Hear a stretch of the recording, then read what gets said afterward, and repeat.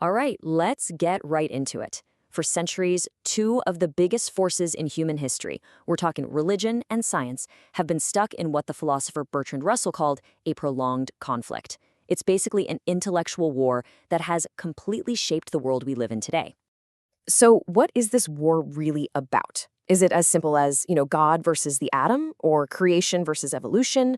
Well, according to Russell, the real fight is actually way deeper, way more fundamental than any one particular discovery. So, that's what we're going to do in this explainer. We're going to get to the bottom of the true source of all this tension. To really understand the conflict, we have to understand the two sides clashing. So, how did Bertrand Russell define these two colossal forces? Let's kick things off with science.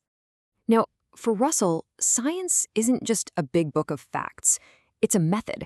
It's a whole process that starts by just looking at the world, observing things, trying to find patterns, and then, and this is the key part, testing your ideas against reality. It builds all of its knowledge from the ground up. Okay, now on the other side, you've got religion. And as a social system, it's a little more complex. Russell breaks it down into three main parts. You've got the church, which is the organization, the moral code, and the creed. And he says it's that creed, that fixed set of beliefs about how the world works, that's the real source of the intellectual clash with science. And this, right here, is the most important point. The real war isn't over specific facts, like whether the Earth is round or flat. No. It's a clash over the fundamental method we use to figure out what's true in the first place. It's a battle between two totally different ways of thinking. And when you put them side by side like this, wow, the difference is just night and day. Theology, as Russell sees it, it starts from a place of authority, like a sacred book. And then it uses deductive logic to figure out other truths based on those initial fixed beliefs. The end goal? Certainty, eternal truth. Science is the polar opposite. It starts with specific individual observations and uses inductive logic to try and form some general rules. But, and this is huge, those rules are never seen as certain. They're just a working hypothesis, and they're always open to being changed by new evidence. So that's the theory. But how did this clash of methods actually play out in history? Well, the perfect example, what Russell calls the first pitched battle, was the Copernican revolution. Yep, the big fight over how our solar system is even structured.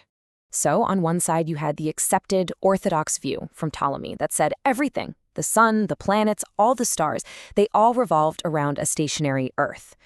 But then on the other side, you get this new theory from Copernicus who says, actually, I think the Earth is spinning on its axis and it's going around the sun. Now, here's the wild part. Look how long that old view held on. The idea that the sun was the center was actually proposed way back in ancient Greece, but Ptolemy's Earth-centered system got adopted, it became official dogma, and it just reigned supreme for over 1,300 years before Copernicus finally dared to challenge it. But why did this matter so much? I mean, who cares if the Earth moves a little bit? What's the big deal? Well, Russell says the reason for the huge opposition wasn't really about astronomy.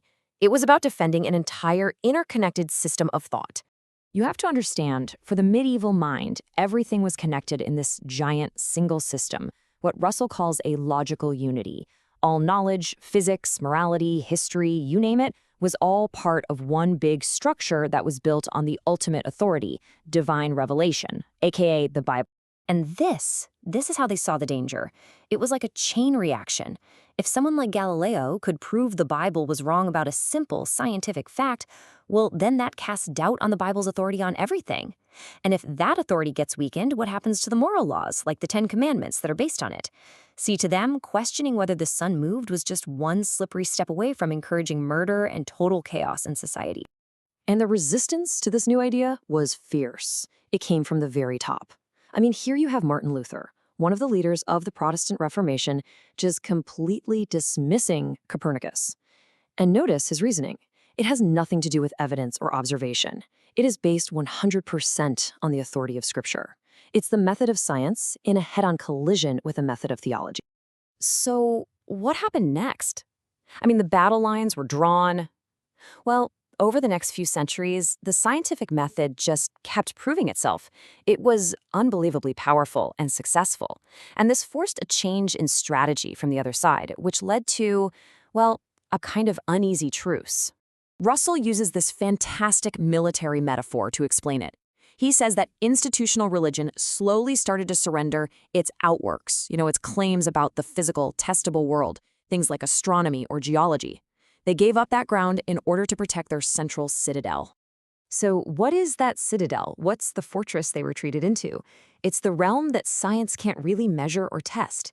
Religion began to be defined less by a set of facts about how the universe works and more as an inner experience, a way of feeling about purpose, our destiny, and personal morality. But this retreat, well, it leaves us with a really deep final question. And it's the one Russell leaves us with. In a world that is more and more shaped by the scientific method, what does the future of this truce look like? Can a system of belief that's built on an inner feeling truly stay separate from a world that's built on external evidence? Now that is something to think about.